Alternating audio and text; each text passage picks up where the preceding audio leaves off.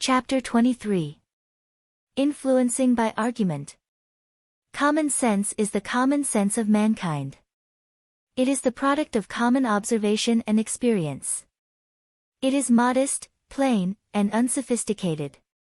It sees with everybody's eyes, and hears with everybody's ears. It has no capricious distinctions, no perplexities, and no mysteries. It never equivocates, and never trifles. Its language is always intelligible. It is known by clearness of speech and singleness of purpose. George Jacob Holyoake, Public Speaking and Debate. The very name of logic is awesome to most young speakers, but so soon as they come to realize that its processes, even when most intricate, are merely technical statements of the truths enforced by common sense, it will lose its terrors.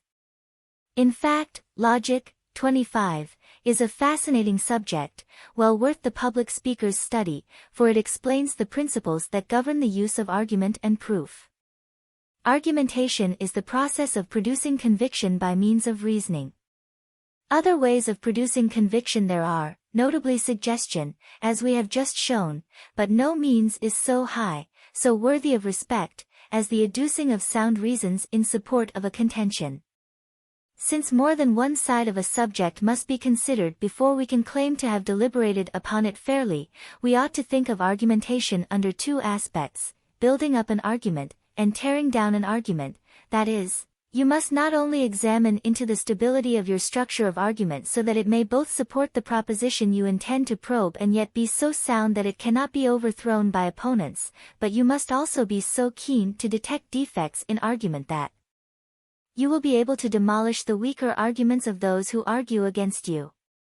We can consider argumentation only generally, leaving minute and technical discussions to such excellent works as George P. Baker's The Principles of Argumentation and George Jacob Holyoake's Public Speaking and Debate. Any good college rhetoric also will give help on the subject, especially the works of John Franklin Genung and Adams Sherman Hill. The student is urged to familiarize himself with at least one of these texts. The following series of questions will, it is hoped, serve a triple purpose, that of suggesting the forms of proof together with the ways in which they may be used, that of helping the speaker to test the strength of his arguments, and that of enabling the speaker to attack his opponent's arguments with both keenness and justice. Testing an argument I. The question under discussion 1. Is it clearly stated? A. Do the terms of statement mean the same to each disputant? For example, the meaning of the term gentleman may not be mutually agreed upon. B. Is confusion likely to arise as to its purpose? 2. Is it fairly stated? A. Does it include enough? B. Does it include too much? C. Is it stated so as to contain a trap? 3. Is it a debatable question? 4. What is the pivotal point in the whole question? 5. What are the subordinate points? 2. The evidence 1. The witnesses as to facts. A. Is each witness impartial? What is his relation to the subject at issue? B. Is he mentally competent? C. Is he morally credible? D. Is he in a position to know the facts? Is he an eyewitness? E. Is he a willing witness? F. Is his testimony contradicted? G. Is his testimony corroborated? H. Is his testimony contrary to well-known facts or general principles? I. Is it probable? 2. The authorities cited as evidence. A. Is the authority well recognized as such? B. What constitutes him an authority? C. Is his interest in the case an impartial one? D. Does he state his opinion positively and clearly? E. Are the non-personal authorities cited, books, etc., reliable and unprejudiced? 3. The facts adduced as evidence. A. Are they sufficient in number to constitute proof? B. Are they weighty enough in character? C. Are they in harmony with reason? D. Are they mutually harmonious or contradictory? E. Are they admitted, doubted, or disputed? 4. The principles adduced as evidence, A. Are they axiomatic? B. Are they truths of general experience? C. Are they truths of special experience? D. Are they truths arrived at by experiment? Were such experiments special or general? Were the experiments authoritative and conclusive? 3. The reasoning 1. Inductions, A. Are the facts numerous enough to warrant accepting the generalization as being conclusive? B. Do the facts agree only when considered in the light of this explanation as a conclusion? C. Have you overlooked any contradictory facts? D. Are the contradictory facts sufficiently explained when this inference is accepted as true? E. Are all contrary positions shown to be relatively untenable? F. Have you accepted mere opinions as facts? 2. Deductions, A. Is the law or general principle a well-established one? B. Does the law or principle clearly include the fact you wish to deduce from it, or have you strained the inference?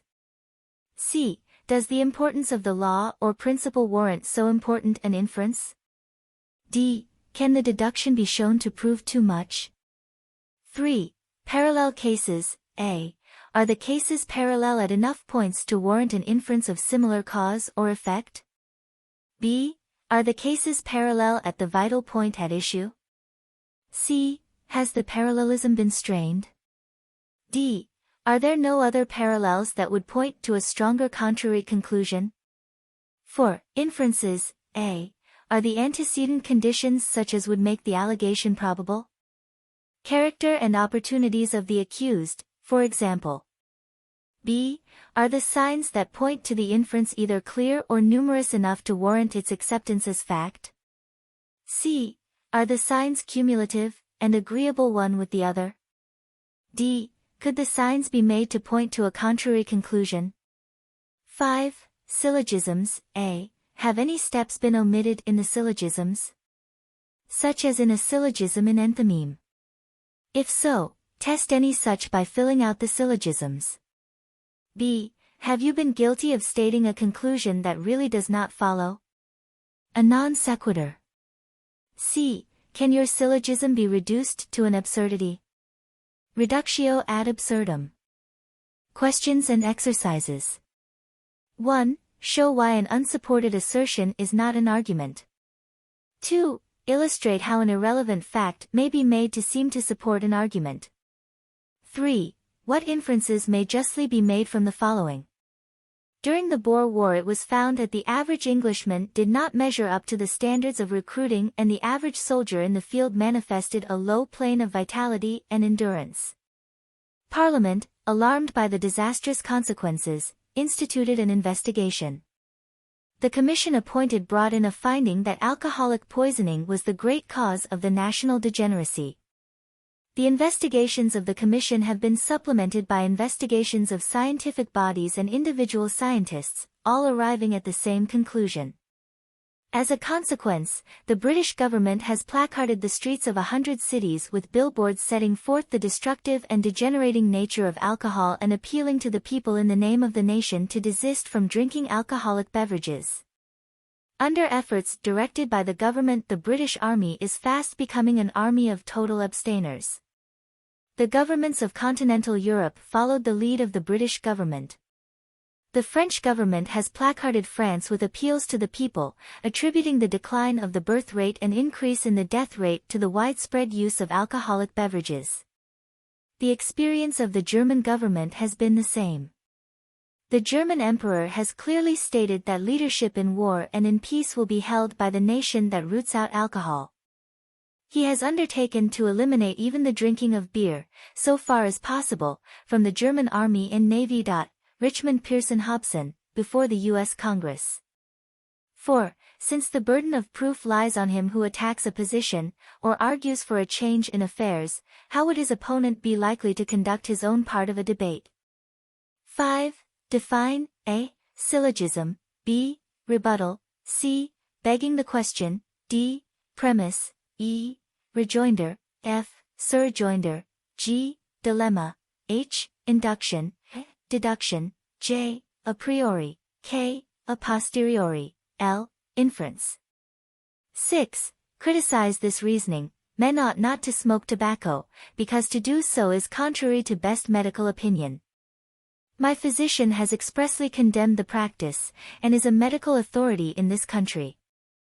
7. Criticize this reasoning. Men ought not to swear profanely, because it is wrong. It is wrong for the reason that it is contrary to the moral law, and it is contrary to the moral law because it is contrary to the Scriptures. It is contrary to the Scriptures because it is contrary to the will of God, and we know it is contrary to God's will because it is wrong. 8. Criticize this syllogism. Major premise: all men who have no cares are happy. Minor premise: slovenly men are careless. Conclusion: therefore, slovenly men are happy. 9. Criticize the following major, or foundation, premises. All is not gold that glitters. All cold may be expelled by fire. 10.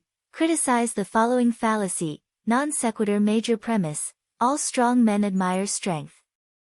Minor premise: this man is not strong.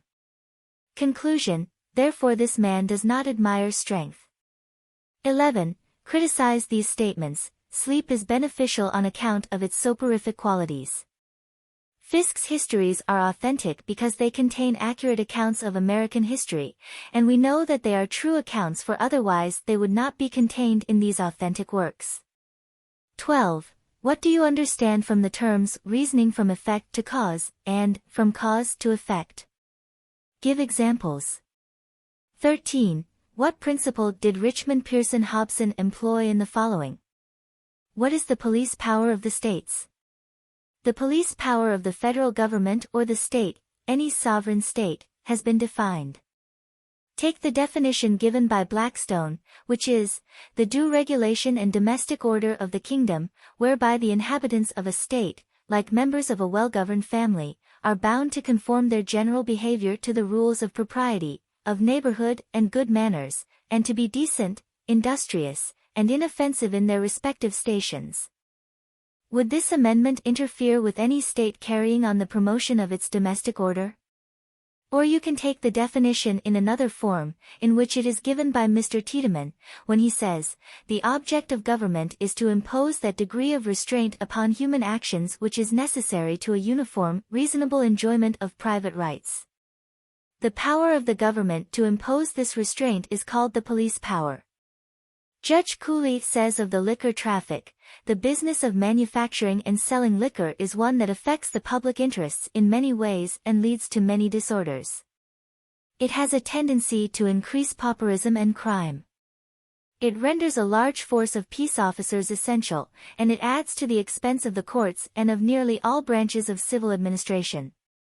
Justice Bradley, of the United States Supreme Court, says, licenses may be properly required in the pursuit of many professions and avocations, which require peculiar skill and training or supervision for the public welfare.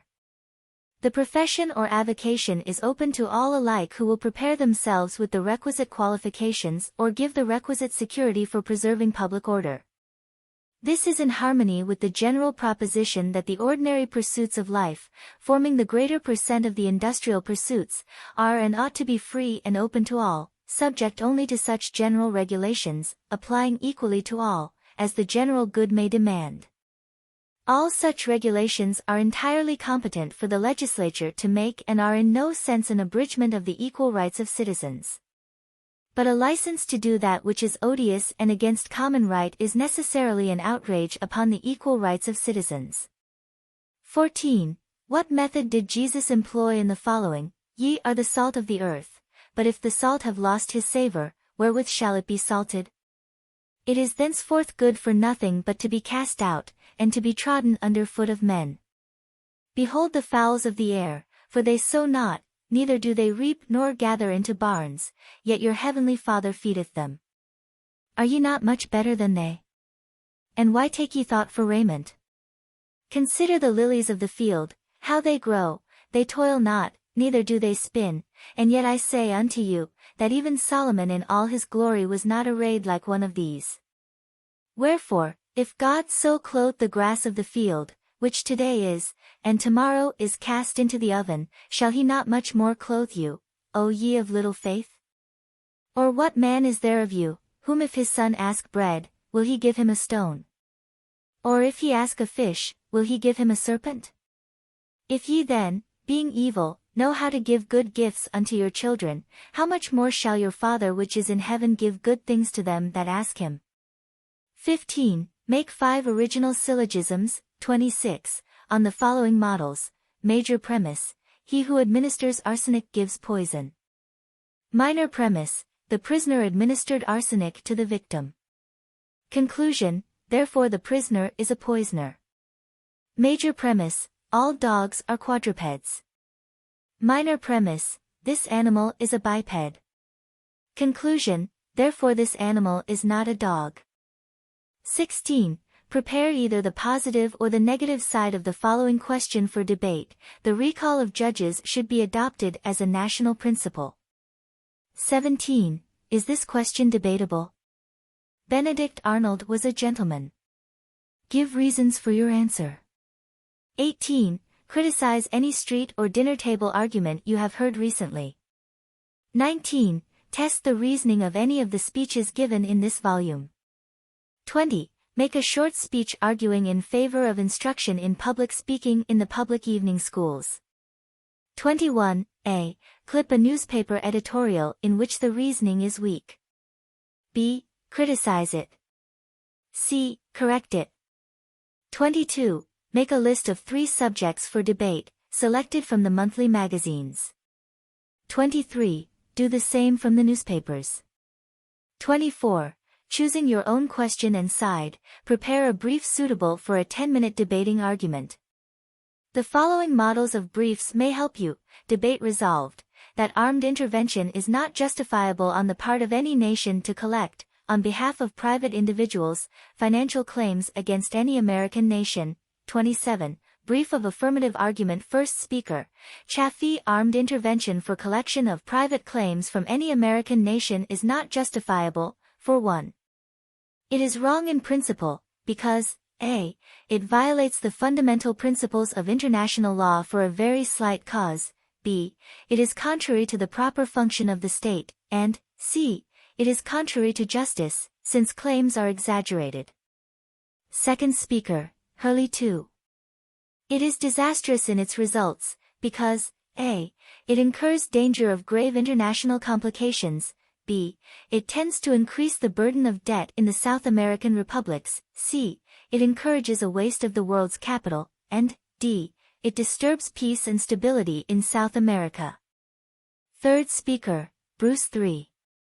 It is unnecessary to collect in this way, because a. Peaceful methods have succeeded, b. If these should fail, claims should be settled by the Hague Tribunal, c. The fault has always been with European states when force has been used, and d. In any case, force should not be used, for it counteracts the movement towards peace. Brief of negative argument. First speaker: Branch. Armed intervention for the collection of private financial claims against some American states is justifiable, for 1. When other means of collection have failed, armed intervention against any nation is essentially proper, because a. Justice should always be secured, b. Non-enforcement of payment puts a premium on dishonesty, c. Intervention for this purpose is sanctioned by the best international authority, d. Danger of undue collection is slight and can be avoided entirely by submission of claims to the Hague Tribunal before intervening. Second speaker: Stone 2. Armed intervention is necessary to secure justice in tropical America, for a. The governments of this section constantly repudiate just debts, b. They insist that the final decision about claims shall rest with their own corrupt courts, c. They refuse to arbitrate sometimes. Third speaker: Dennett 3. Armed intervention is beneficial in its results, because a. It inspires responsibility, b. In administering custom houses it removes temptation to revolutions, c. It gives confidence to desirable capital. Among others, the following books were used in the preparation of the arguments: N. The Monroe Doctrine, by T.B. Edgington. Chapters 22 to 28. Digest of International Law, by J. B. Moore. Report of Penfield of Proceedings before Hague Tribunal in 1903. Statesman's Yearbook, for Statistics. A. Minister Drago's Appeal to the United States, in Foreign Relations of United States, 1903. President Roosevelt's Message, 1905, pages 33 to 37. And articles in the following magazines, among many others: Journal of Political Economy, December, 1906. Atlantic Monthly, October, 1906.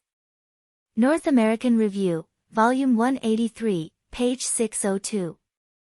All of these contain material valuable for both sides, except those marked N and A, which are useful only for the negative and affirmative, respectively.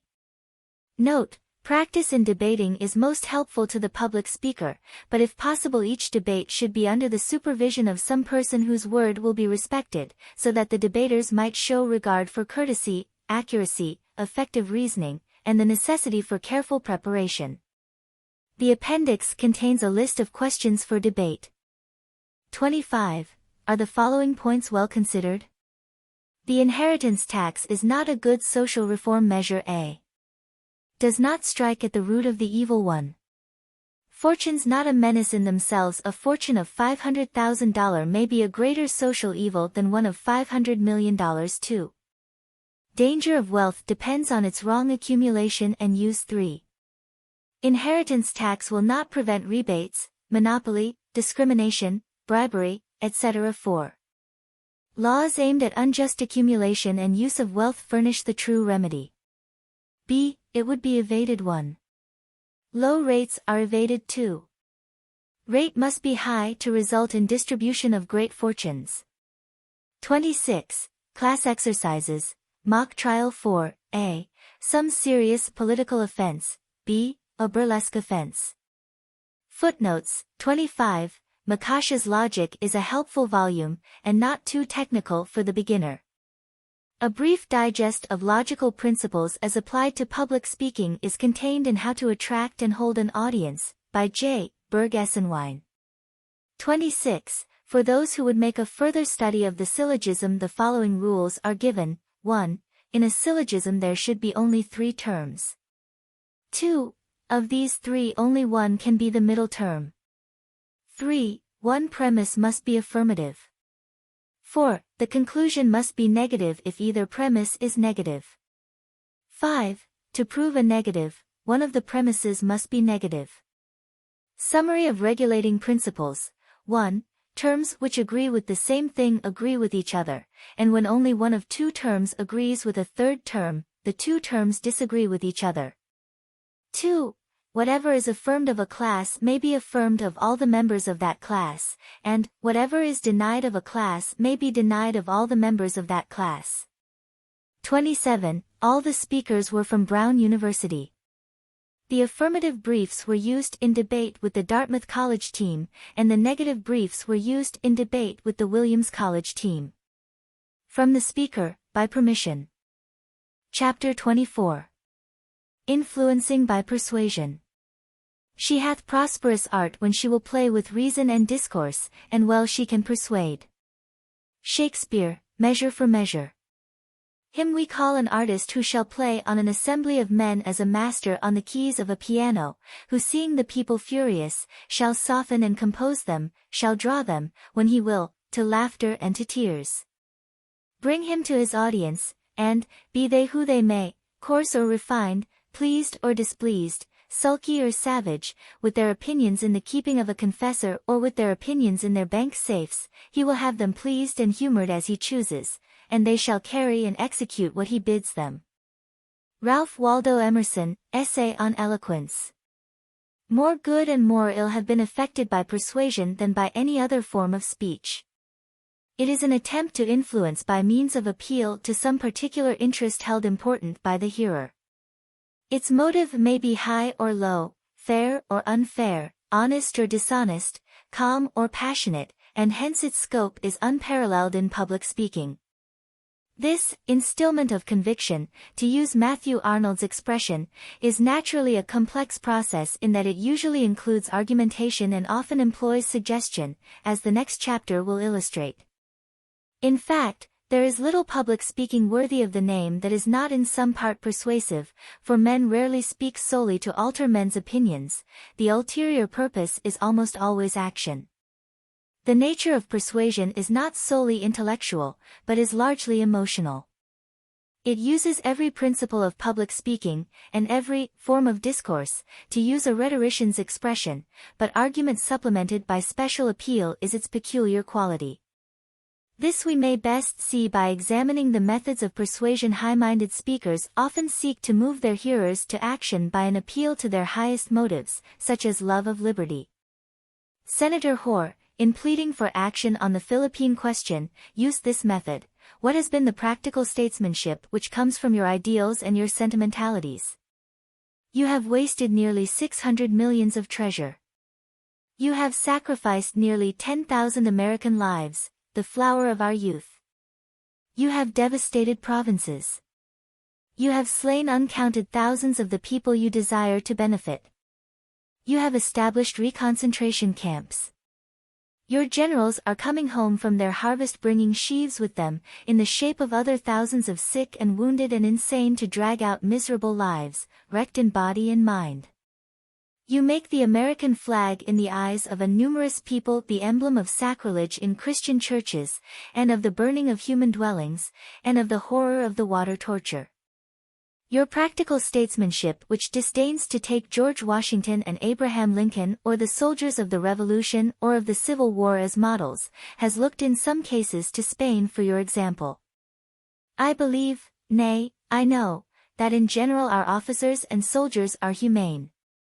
But in some cases they have carried on your warfare with a mixture of American ingenuity and Castilian cruelty.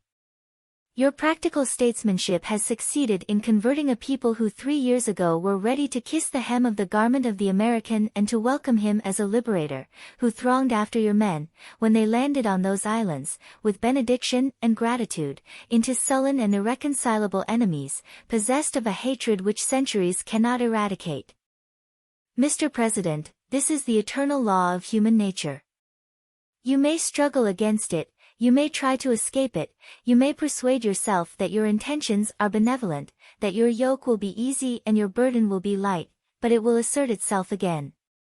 Government without the consent of the governed, authority which heaven never gave, can only be supported by means which heaven never can sanction. The American people have got this one question to answer. They may answer it now, they can take 10 years, or 20 years, or a generation, or a century to think of it. But will not down. They must answer it in the end. Can you lawfully buy with money, or get by brute force of arms, the right to hold in subjugation an unwilling people, and to impose on them such constitution as you, and not they, think best for them? Senator Hoar then went on to make another sort of appeal, the appeal to fact and experience. We have answered this question a good many times in the past. The Fathers answered it in 1776, and founded the Republic upon their answer, which has been the cornerstone. John Quincy Adams and James Monroe answered it again in the Monroe Doctrine, which John Quincy Adams declared was only the doctrine of the consent of the governed.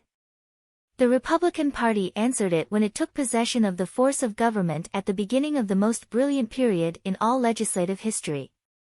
Abraham Lincoln answered it when, on that fatal journey to Washington in 1861, he announced that as the doctrine of his political creed, and declared, with prophetic vision, that he was ready to be assassinated for it if need be. You answered it again yourselves when you said that Cuba, who had no more title than the people of the Philippine Islands had to their independence, of right ought to be free and independent. George F. Hoar. Appeal to the things that man holds dear is another potent form of persuasion. Joseph Story, in his Great Salem Speech, 1828, used this method most dramatically. I call upon you, fathers, by the shades of your ancestors, by the dear ashes which repose in this precious soil, by all you are, and all you hope to be, resist every object of disunion, resist every encroachment upon your liberties, resist every attempt to fetter your consciences, or smother your public schools, or extinguish your system of public instruction. I call upon you, mothers, by that which never fails in woman, the love of your offspring, teach them, as they climb your knees, or lean on your bosoms, the blessings of liberty. Swear them at the altar, as with their baptismal vows, to be true to their country, and never to forget or forsake her. I call upon you, young men, to remember whose sons you are, whose inheritance you possess. Life can never be too short, which brings nothing but disgrace and oppression. Death never comes too soon, if necessary in defense of the liberties of your country. I call upon you, old men, for your counsels, and your prayers, and your benedictions. May not your gray hairs go down in sorrow to the grave, with the recollection that you have lived in vain. May not your last sun sink in the west upon a nation of slaves. No, I read in the destiny of my country far better hopes, far brighter visions. We, who are now assembled here, must soon be gathered to the congregation of other days. The time of our departure is at hand, to make way for our children upon the theater of life. May God speed them and theirs. May he who, at the distance of another century, shall stand here to celebrate this day, still look round upon a free, happy, and virtuous people. May he have reason to exult as we do. May he, with all the enthusiasm of truth as well as of poetry, exclaim, that here is still his country. Joseph Story. The appeal to prejudice is effective, though not often, if ever, justifiable, yet so long as special pleading endures this sort of persuasion will be resorted to. Rudyard Kipling uses this method, as have many others on both sides, in discussing the great European war. Mingled with the appeal to prejudice, Mr. Kipling uses the appeal to self-interest, though not the highest, it is a powerful motive in all our lives. Notice how at the last the pleader sweeps on to the highest ground he can take. This is a notable example of progressive appeal, beginning with a low motive and ending with a high one in such a way as to carry all the force of prejudice yet gain all the value of patriotic fervor.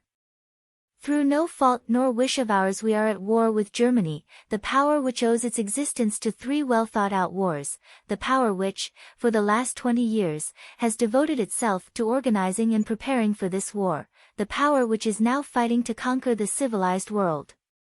For the last 2 generations the Germans in their books, lectures, speeches and schools have been carefully taught that nothing less than this world conquest was the object of their preparations and their sacrifices. They have prepared carefully and sacrificed greatly. We must have men and men and men, if we, with our allies, are to check the onrush of organized barbarism. Have no illusions. We are dealing with a strong and magnificently equipped enemy, whose avowed aim is our complete destruction. The violation of Belgium, the attack on France and the defense against Russia, are only steps by the way. The Germans' real objective, as she always has told us, is England, and England's wealth, trade and worldwide possessions. If you assume, for an instant, that the attack will be successful, England will not be reduced, as some people say, to the rank of a second-rate power, but we shall cease to exist as a nation. We shall become an outlying province of Germany, to be administered with that severity German safety and interest require. We are against such a fate. We enter into a new life in which all the facts of war that we had put behind or forgotten for the last 100 years, have returned to the front and test us as they tested our fathers. It will be a long and a hard road, beset with difficulties and discouragements, but we tread it together and we will tread it together to the end. Our petty social divisions and barriers have been swept away at the outset of our mighty struggle. All the interests of our life of 6 weeks ago are dead. We have but one interest now, and that touches the naked heart of every man in this island and in the empire. If we are to win the right for ourselves and for freedom to exist on earth, every man must offer himself for that service and that sacrifice. From these examples it will be seen that the particular way in which the speakers appealed to their hearers was by coming close home to their interests, and by themselves showing emotion, two very important principles which you must keep constantly in mind. To accomplish the former requires a deep knowledge of human motive in general and an understanding of the particular audience addressed. What are the motives that arouse men to action? Think of them earnestly, set them down on the tablets of your mind, study how to appeal to them worthily. Then, what motives would be likely to appeal to your hearers? What are their ideals and interests in life? A mistake in your estimate may cost you your case. To appeal to pride in appearance would make one set of men merely laugh. To try to arouse sympathy for the Jews in Palestine would be wasted effort among others. Study your audience, feel your way, and when you have once raised a spark, fan it into a flame by every honest resource you possess. The larger your audience, the more sure you are to find a universal basis of appeal. A small audience of bachelors will not grow excited over the importance of furniture insurance. Most men can be roused to the defense of the freedom of the press. Patent medicine advertisement usually begins by talking about your pains, they begin on your interests. If they first discuss the size and rating of their establishment, or the efficacy of their remedy, you would never read the ad. If they can make you think you have nervous troubles, you will even plead for a remedy, they will not have to try to sell it. The patent medicine men are pleading, asking you to invest your money in their commodity, yet they do not appear to be doing so. They get over on your side of the fence, and arouse a desire for their nostrums by appealing to your own interests. Recently a book salesman entered an attorney's office in New York and inquired, "Do you want to buy a book?" Had the lawyer wanted a book, he would probably have bought one without waiting for a book salesman to call. The solicitor made the same mistake as the representative who made his approach with, "I want to sell you a sewing machine." They both talked only in terms of their own interests. The successful pleader must convert his arguments into terms of his hearer's advantage. Mankind are still selfish, are interested in what will serve them. Expunge from your address your own personal concern and present your appeal in terms of the general good, and to do this you need not be insincere, for you had better not plead any cause that is not for the hearer's good. Notice how Senator Thurston in his plea for intervention in Cuba and Mr. Bryan in his Cross of Gold speech constituted themselves the apostles of humanity. Exhortation is a highly impassioned form of appeal frequently used by the pulpit in efforts to arouse men to a sense of duty and induce them to decide their personal courses, and by counsel in seeking to influence a jury. The great preachers, like the great jury lawyers, have always been masters of persuasion. Notice the difference among these four exhortations, and analyze the motives appealed to: revenge, about, seek, burn, fire, kill, slay. Let not a traitor live, Shakespeare, Julius Caesar. Strike, till the last armed foe expires, strike, for your altars and your fires, strike, for the green graves of your sires, God, and your native land. Fitzgreen Halleck, Marco Botzaris. Believe, gentlemen, if it were not for those children, he would not come here today to seek such remuneration, if it were not that, by your verdict, you may prevent those little innocent defrauded wretches from becoming wandering beggars, as well as orphans on the face of this earth. Oh, I know I need not ask this verdict from your mercy, I need not extort it from your compassion, I will receive it from your justice. I do conjure you, not as fathers, but as husbands, not as husbands, but as citizens, not as citizens, but as men, not as men, but as Christians, by all your obligations, public, private, moral, and religious, by the hearth profaned, by the home desolated, by the canons of the living God foully spurned, save, oh, save your firesides from the contagion, your country from the crime, and perhaps thousands, yet unborn, from the shame, and sin, and sorrow of this example. Charles Phillips, appealed to the jury in behalf of Guthrie. So I appeal from the men in silken hose who danced to music made by slaves and called it freedom, from the men in bell-crown hats who led Hester Prynne to her shame and called it religion, to that Americanism which reaches forth its arms to smite wrong with reason and truth, secure in the power of both. I appeal from the patriarchs of New England to the poets of New England, from Endicott to Lowell, from Winthrop to Longfellow, from Norton to Holmes, and I appeal in the name and by the rights of that common citizenship, of that common origin, back of both the Puritan and the Cavalier, to which all of us owe our being.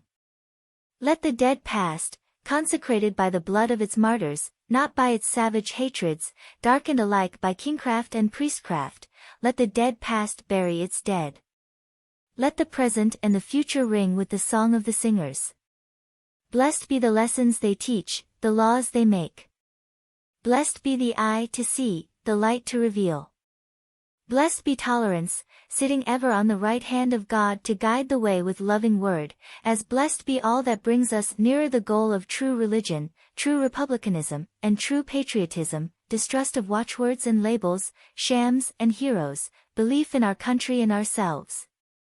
It was not Cotton Mather, but John Greenleaf Whittier, who cried, "Dear God and Father of us all, forgive our faith in cruel lies, forgive the blindness that denies. Cast down our idols, overturn our bloody altars, make us see thyself in thy humanity." Henry Watterson, Puritan and Cavalier. Goethe, on being reproached for not having written war songs against the French, replied, "In my poetry I have never shammed. How could I have written songs of hate without hatred? Neither is it possible to plead with full efficiency for a cause for which you do not feel deeply.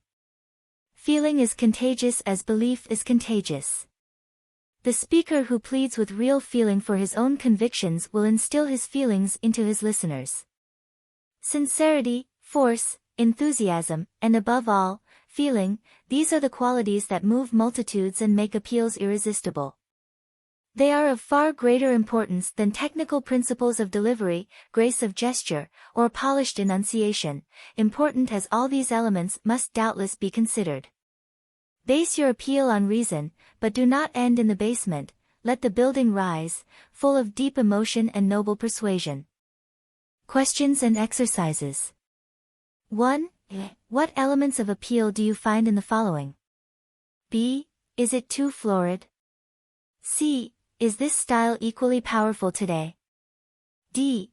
Are the sentences too long and involved for clearness and force? Oh, gentlemen, am I this day only the counsel of my client? No, no, I am the advocate of humanity, of yourselves, your homes, your wives, your families, your little children. I am glad that this case exhibits such atrocity. Unmarked as it is by any mitigatory feature, it may stop the frightful advance of this calamity, it will be met now, and marked with vengeance. If it be not, farewell to the virtues of your country, farewell to all confidence between man and man, farewell to that unsuspicious and reciprocal tenderness, without which marriage is but a consecrated curse. If oaths are to be violated, laws disregarded, friendship betrayed, humanity trampled, national and individual honor stained, and if a jury of fathers and of husbands will give such miscreancy a passport to their homes, and wives, and daughters, farewell to all that yet remains of Ireland. But I will not cast such a doubt upon the character of my country. Against the sneer of the foe, and the skepticism of the foreigner, I will still point to the domestic virtues, that no perfidy could barter, and no bribery can purchase, that with a Roman usage, at once embellish and consecrate households, giving to the society of the hearth all the purity of the altar, that lingering alike in the palace and the cottage, are still to be found scattered over this land, the relic of what she was, the source perhaps of what she may be, the lone, the stately, and magnificent memorials, that rearing their majesty amid surrounding ruins, serve at once as the landmarks of the departed glory, and the models by which the future may be erected. Preserve those virtues with a vestal fidelity, mark this day, by your verdict, your horror of their profanation, and believe me, when the hand which records that verdict shall be dust, and the tongue that asks it, traceless in the grave, many a happy home will bless its consequences, and many a mother teach her little child to hate the impious treason of adultery. Charles Phillips. 2. Analyze and criticize the forms of appeal used in the selections from Hoare, Story, and Kipling. 3. What is the type of persuasion used by Senator Thurston, page 50? 4. Cite 2 examples each, from selections in this volume, in which speakers sought to be persuasive by securing the hearers, a. sympathy for themselves, b. sympathy with their subjects, c. self-pity. 5. Make a short address using persuasion. 6. What other methods of persuasion than those here mentioned can you name? 7. Is it easier to persuade men to change their course of conduct than to persuade them to continue in a given course? Give examples to support your belief. 8. In how far are we justified in making an appeal to self-interest in order to lead men to adopt a given course? 9. Does the merit of the course have any bearing on the merit of the methods used? 10. Illustrate an unworthy method of using persuasion. 11. Deliver a short speech on the value of skill in persuasion. 12. Does effective persuasion always produce conviction? 13. Does conviction always result in action? 14. Is it fair for counsel to appeal to the emotions of a jury in a murder trial? 15. Ought the judge use persuasion in making his charge? 16. Say how self-consciousness may hinder the power of persuasion in a speaker. 17. Is emotion without words ever persuasive? If so, illustrate. 18. Might gestures without words be persuasive? If so, illustrate. 19. Has posture in a speaker anything to do with persuasion? Discuss. 20. Has voice? Discuss. 21. Has manner? Discuss. 22. What effect does personal magnetism have in producing conviction? 23. Discuss the relation of persuasion to a. description, b. narration, c. exposition, d. pure reason. 24. What is the effect of overpersuasion? 25. Make a short speech on the effect of the constant use of persuasion on the sincerity of the speaker himself. 26. Show by example how a general statement is not as persuasive as a concrete example illustrating the point being discussed. 27. Show by example how brevity is of value in persuasion. 28. Discuss the importance of avoiding an antagonistic attitude in persuasion. 29. What is the most persuasive passage you have found in the selections of this volume? On what do you base your decision? 30. Cite a persuasive passage from some other source. Read or recite it aloud. 31. Make a list of the emotional bases of appeal, grading them from low to high, according to your estimate. 32. Would circumstances make any difference in such grading? If so, give examples. 33. Deliver a short, passionate appeal to a jury, pleading for justice to a poor widow. 34. Deliver a short appeal to men to give up some evil way. 35. Criticize the structure of the sentence beginning with the last line of page 296.